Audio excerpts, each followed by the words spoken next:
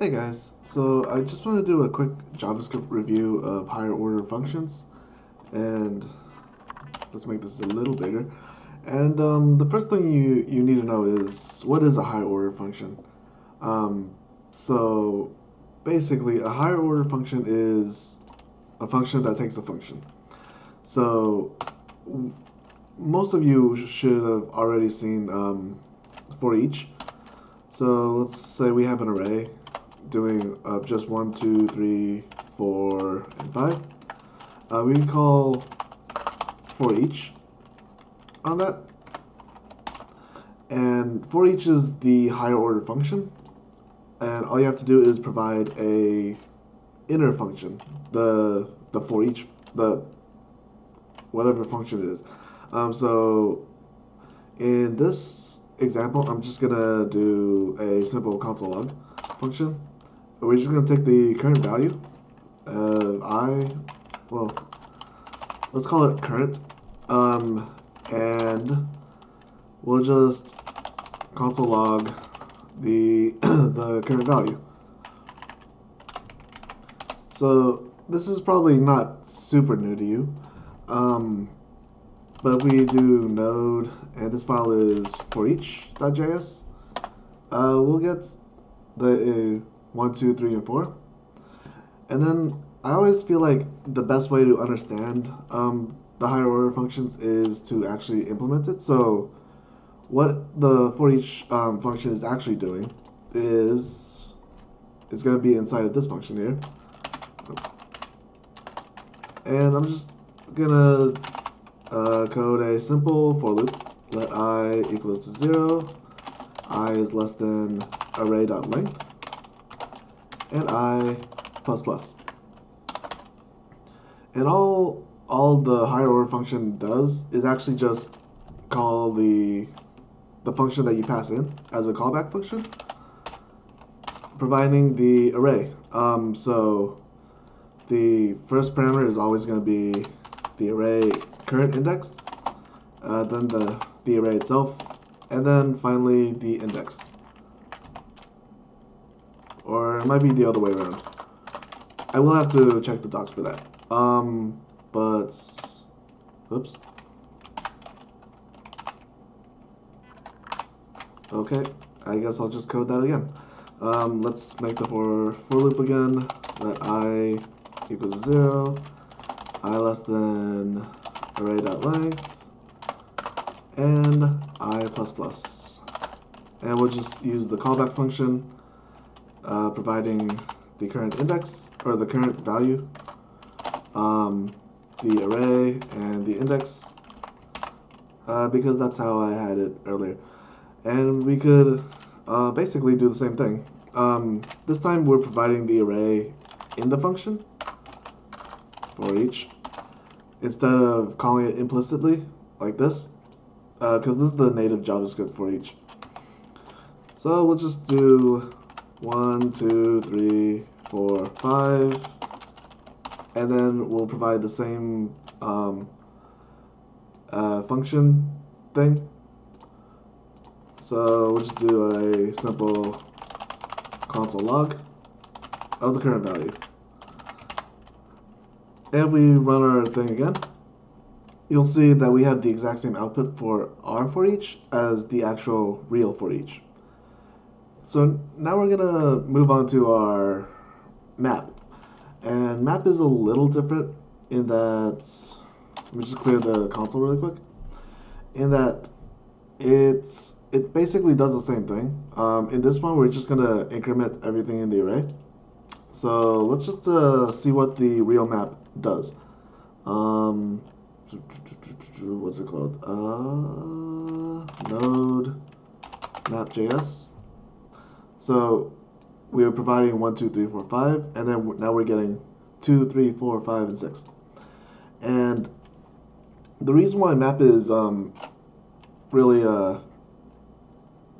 or the reason why it's different from for each is that it's actually providing a new array that's coming back. So let's code that really quick. So let's do let I equals to 0, I is less than the array length, and I plus plus. So normal for loop here. And then we're gonna use the callback of func. But what we're actually also gonna do is there's gonna be an internal variable here of new array, and the new array is gonna push onto it the value of whatever the result of the mapping function is gonna be. So we're just gonna do func, and then we're gonna provide the arguments as usual. So array, so the current index first, then the array, then the index, and then finally we return that new array. So we definitely have less power here, but we still get the same results, and on top of it is a brand new array. So at the very bottom, I could do console log our old array,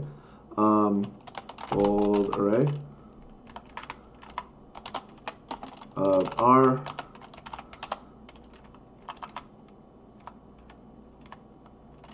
That's a two-string this. Oh wait, no, I forgot the comma. So our old array is still gonna be 1, 2, 3, 4, and 5, which is good. And then a really easy way to kind of remember what map does is that it's basically a transform. So every element in the array or the list, you're going to transform it into a new thing, and you return a list of the same length, but every value inside of it changes. For me, the mnemonic that I always think of is that in terms of gaming, when you want to remap your controls, each button is still there, but it has a different value, so it will perform a different function. Also in C#, the name is called select, which I think is actually a really bad name for a map. And there's always remap, which is the thing that I just mentioned. Okay, so now we're gonna go to the next function, or the next higher order function, which is filter. And filter is a little different in that you're providing a function, but instead of doing a transform or you're calling the callback itself, you're providing a function that returns a boolean. So let's do the normal for loop here. Let I equals to 0.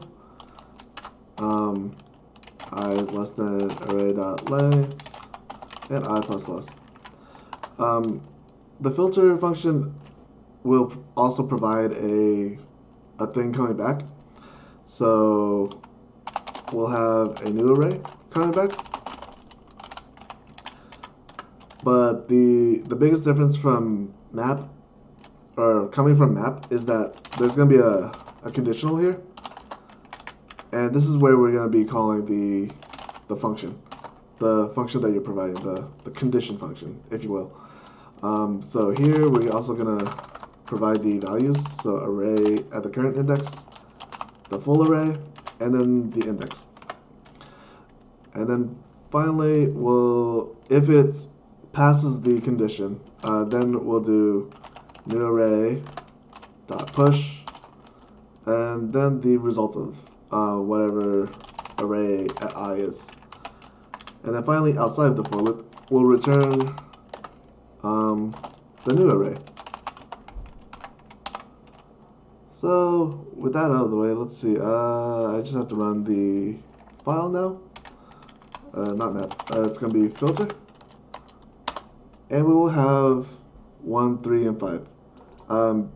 Because we're doing a function that provides mod of 2, or basically all the even numbers.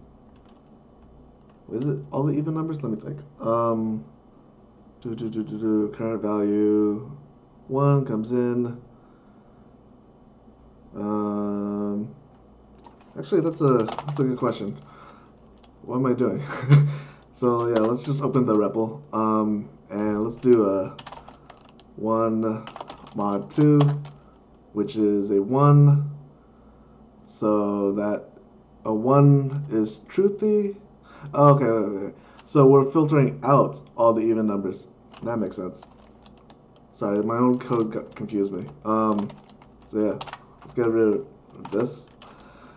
And then finally, the trickiest of all the higher order functions that you will get to is reduce.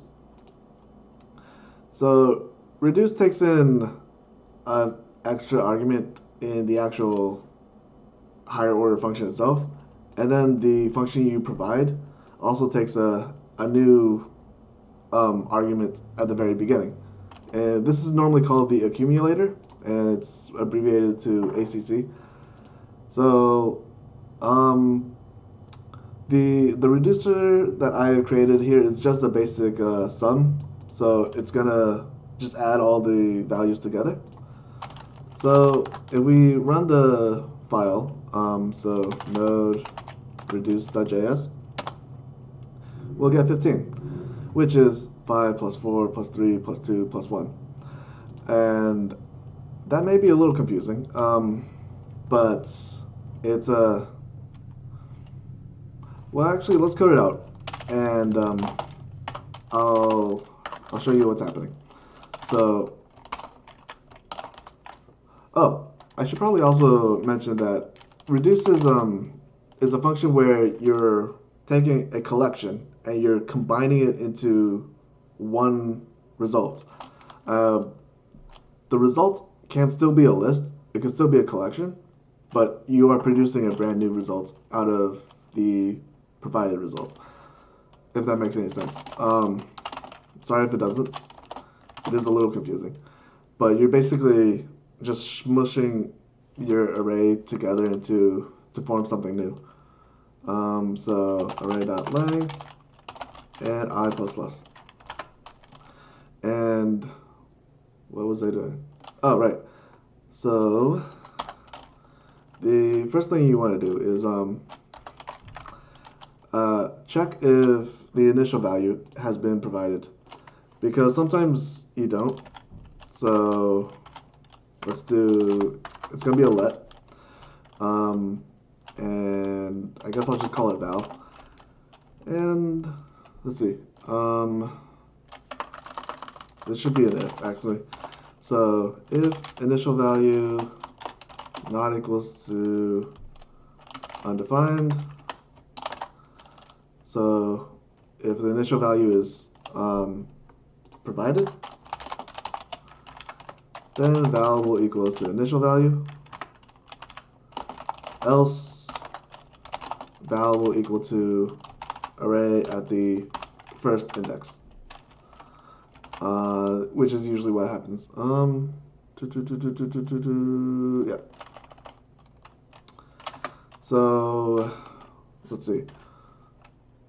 Oh, and then at the very end, you're gonna be providing, or you're gonna be returning the value. And let's see. So we're gonna definitely call our function. So, and the first thing is gonna be val, then the array value, and the entire array, and then the index. Alright, so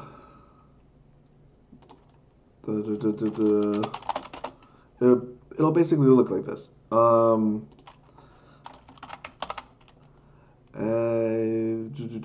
There's one thing that I haven't mentioned, but we'll get to it in a bit.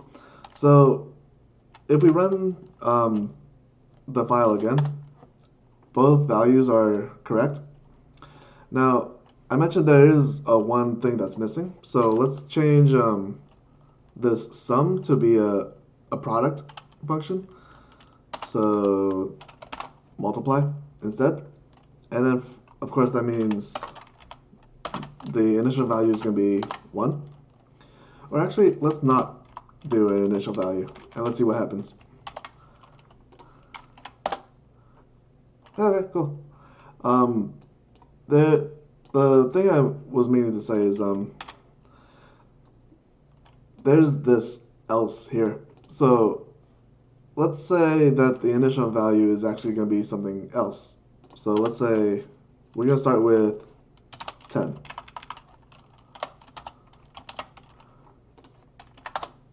No, that doesn't prove my point. Well, anyways, the point is there's going to be cases where because of the initial value, you want to skip this for the very first iteration because you already have the first value here. And to do that, we're just going to do a ternary operation here. Initial value is triple equals to undefined. All right. And also, if you don't know, a ternary expression is just an inline if-else statement. So let's see. If an initial value has not been, then it'll be 0. Then that'll happen. So that looks right. And then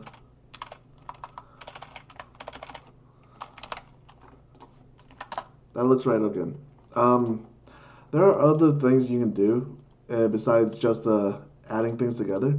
You can provide let's do a little bit of a more complicated example. So instead of an array of numbers, let's do an array of strings. Let's say A, B, I need the comma, C, and D.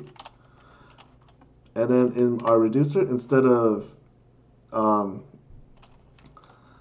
what's it called? Yeah. So instead of just doing a simple combination, which you would just have a concatenation here, we could do an object here, and we'll just do let's say it's gonna be give me everything the accumulator has already been, and then we'll just do current equals to current. And this will turn this array into an object with the key and value being each thing. For this specific case, you need to provide an initial value because a string cannot become an object. So here we're going to just do that. We're going to be providing an empty object. And we'll just do node again. And now we have two objects that look exactly the same, except this one, we are skipping the very first thing because I think I have this backwards. So let's do this. Yeah, there we go. So I had it backwards. But yeah, now you have two objects that look exactly the same. And it's based on both the initial value and also the reducer. And also, if you think about it, this is how Redux works in the React world. You're taking the current state, your reducer, and then so it looks like this. So you're providing the array, which is current state and the action, and then it's calling reduce under the hood with the reducer that you provide. So if that's a little confusing, you'll get there, I promise.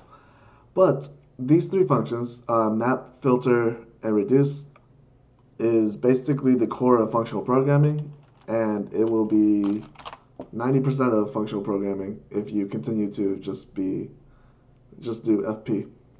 Much easier than object-oriented if you really think about it. But yeah, I hope you guys enjoyed, and I hope you guys have a little better understanding of the higher order functions for arrays.